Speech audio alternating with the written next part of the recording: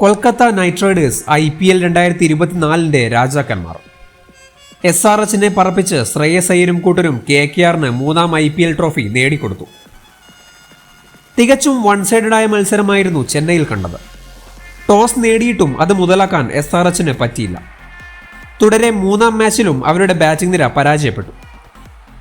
Qualifier 1-ൽ നമ്മൾ കണ്ട അതേ പാറ്റേണാണ് ഫൈനലിലും ആവർത്തിച്ചത്. ഇത്തവണ പക്ഷേ KKRന്റെ വീര്യം കൂടി. SRH ബാറ്റിംഗ് നിര ചീട്ടുകൊട്ടാരം പോലെ തകർന്നടിഞ്ഞു. അഞ്ചാം പന്തിൽ സ്റ്റാർക്ക് തുടങ്ങിവെച്ചത് 19-ാം ഓവറിൽ ആൻഡ്രെ റസൽ അവസാനിപ്പിച്ചു. സ്കോർ ബോർഡിൽ വെറും 113 റൺസ്. അല്പം ബുദ്ധിമുട്ടേറിയത് തന്നെയായിരുന്നു ചെന്നൈയിലെ സർഫേസ്. എന്നാൽ അതൊരിക്കലും ഒരു 113 പിച്ച് ആയിരുന്നില്ല. പ്രീ പ്ലാൻഡായി വന്ന SRH ബാറ്റേഴ്സ് പിച്ചിനെ ഒട്ടും ബഹുമാനിച്ചില്ല. അത് തന്നെയാണ് തകർച്ചയുടെ പ്രധാന കാരണം. ഇനീഷ്യൽ സ്റ്റേജിലെ സ്വിംഗും ബൗൺസും ഗ്രിപ്പും KKR ബോളേഴ്സ് ശരിക്കും മുതലെടുത്തു. Power പ്ലേയിൽ 3 wicket. സ്റ്റാർക്കും അറോറയും കാര്യങ്ങൾ ഭംഗിയാക്കി മടങ്ങി. മിഡിൽ ഓവേഴ്സിൽ Harshit Rana Andre Russell combo.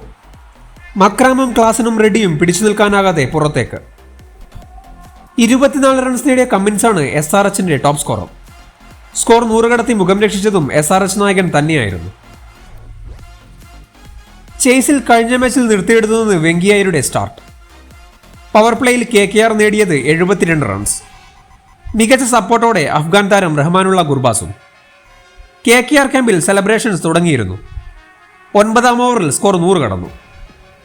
Finishing ടച്ചിന് നായകൻ ശ്രേയസ് അയ്യരും ക്രീസിലുണ്ടായിരുന്നു.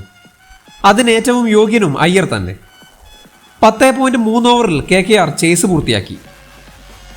മാർച്ച് 23-ന് SRHനെ തകർത്തു തുടങ്ങിയ യാത്ര മെയ് 26-ന് SRHനെതിരെ തന്നെ അവർ അവസാനിപ്പിച്ചു.